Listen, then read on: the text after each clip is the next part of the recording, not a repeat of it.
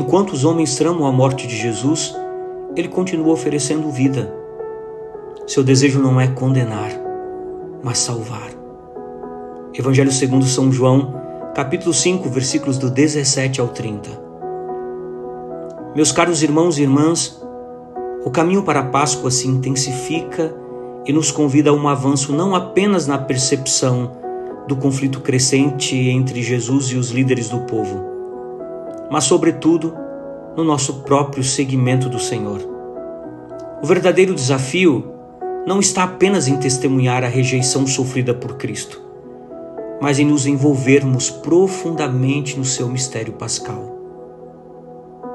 As palavras do profeta Isaías nos mostram a direção necessária para esse processo de conversão. Dizei aos prisioneiros: saí, e aqueles que estão nas trevas, vinde para fora. Isaías capítulo 49, versículo 9. Essa é uma convocação pessoal. Somos chamados a um renascimento interior, a uma libertação que nos permita viver plenamente. Para isso, meus irmãos e minhas irmãs, nós precisamos de uma confiança inabalável, porque sem ela, até as ações mais naturais e essenciais podem parecer inalcançáveis. O profeta Isaías nos recorda que nossa existência é sustentada pelo amor fiel e pela ternura de Deus. Acaso pode uma mulher esquecer-se do seu bebê, de modo a não se compadecer do filho do seu ventre?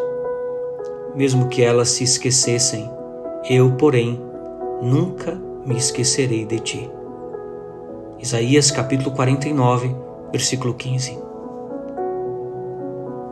No Evangelho de hoje, Jesus não fala de sua mãe, mas nos revela sua profunda relação com aquele a quem Jesus chama de meu Pai.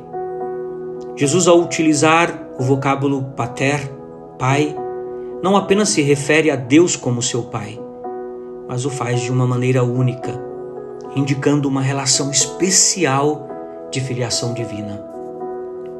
Isso gerou a oposição dos judeus, pois ao chamar Deus de meu Pai, Ho Patermo, ele se fazia igual a Deus. Jesus disse aos judeus: meu Pai continua agindo até agora, e eu também ajo. Por isso os judeus ainda mais procuravam matá-lo, pois não só violava o sábado, mas também chamava Deus de seu Pai, fazendo-se igual a Deus. No Evangelho, São João afirma que essa intimidade com o Pai se torna um dos principais pontos de discordância entre judeus, que são os líderes religiosos, e Jesus, que não suportam a liberdade e a profundidade desse vínculo de amor entre o Pai e o Filho Eterno. Eles se veem desafiados, pois a presença de Jesus relativiza seu papel como mediadores entre Deus e o povo. Nós precisávamos sempre lembrar que desde Caim, no Antigo Testamento, a humanidade carrega a ferida da inveja, do ressentimento diante do amor que outro recebe. Contudo, Jesus não veio para rivalizar conosco no amor do Pai, mas para revelar que esse mesmo amor nos é destinado. Em Cristo, somos convidados a participar dessa filiação. Veja, somos filhos no Filho, filhos no Filho verdadeiro, que o Pai ama tanto o mundo e que entrega por amor a cada um de nós. Por amor de cada um de nós. Jesus, por sua vez, não esconde sua consciência, nem esconde a experiência dessa comunhão inquebrantável com o Pai. Pois o Pai ama o Filho e lhe mostra tudo o que faz. Ele mostrará obras ainda maiores do que estas, para que fiquem maravilhados. João capítulo 5, versículo 20. Meus irmãos e minhas irmãs, neste tempo de conversão, nós somos convidados a examinar nossa relação com o Pai do Senhor Jesus Cristo, com o Pai misericordioso. Essa intimidade, quando cultivada e amadurecida, se torna o alicerce sólido de nossa vida espiritual. Foi Foi essa certeza do amor divino que deu a Jesus a força necessária para enfrentar a rejeição, a humilhação e a cruz. Talvez o Senhor esteja falando comigo, com você, dizendo e lembrando que foi a certeza do amor do Pai misericordioso que Jesus tinha a força necessária para enfrentar a rejeição, a humilhação e a cruz. A proclamação de Jesus vem a hora em que todos os que estão nos túmulos ouvirão a sua voz.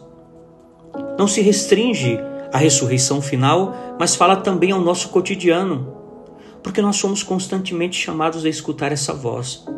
Uma voz que nos convida a confiar na vida e na promessa de um amor que nos antecede, nos sustenta e nos espera.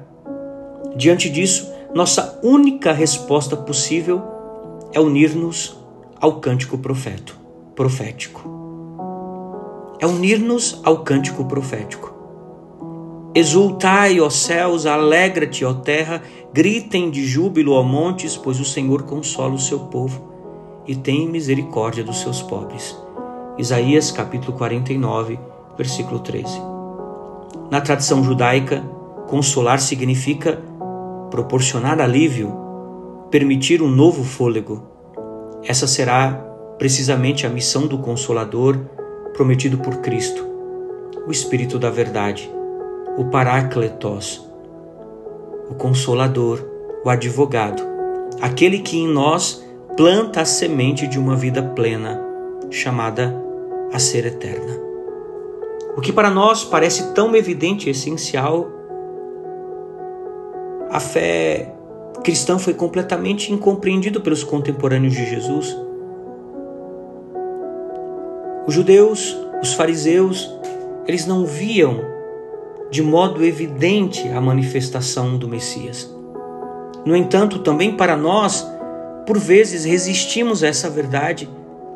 O anúncio cristão, meus irmãos e minhas irmãs, não é apenas sobre a existência de Deus, mas sobre a certeza de que este Deus é Pai. É Pai e que cuida de todas as coisas.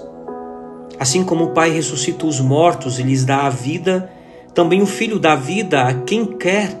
O Pai de fato não julga ninguém, mas deu ao Filho o poder de julgar, para que todos honrem o Filho como honram o Pai.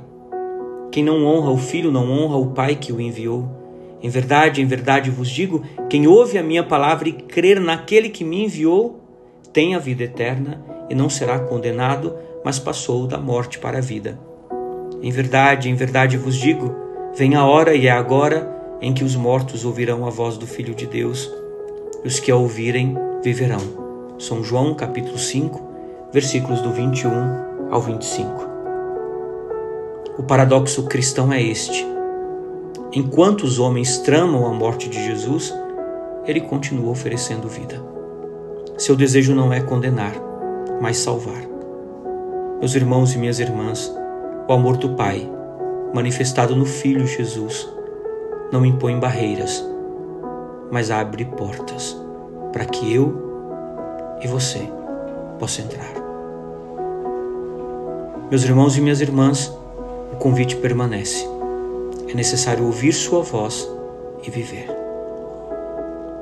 Uma santa quarta-feira para você e sua família. Que Deus te abençoe, em nome do Pai, do Filho e do Espírito Santo. Paz e misericórdia.